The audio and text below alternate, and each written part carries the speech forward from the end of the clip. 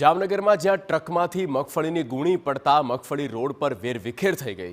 Lalpur highway પર ટ્રકમાંથી અચાનક મગફળી ભરેલી ગુણી પડી અને ટ્રકમાં ઓવરલોડ મગફળીની ગુણી ભરેલી હોવાથી આ ઘટના બની છે।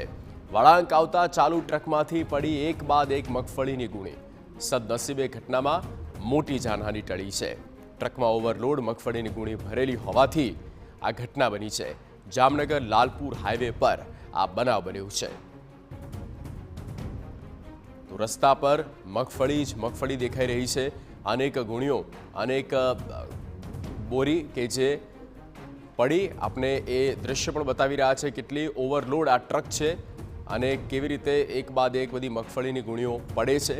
સામેથી આવતા જે અન્ય વાહન ચાલકો છે તેમને પણ મુશ્કેલીઓ થઈ હતી।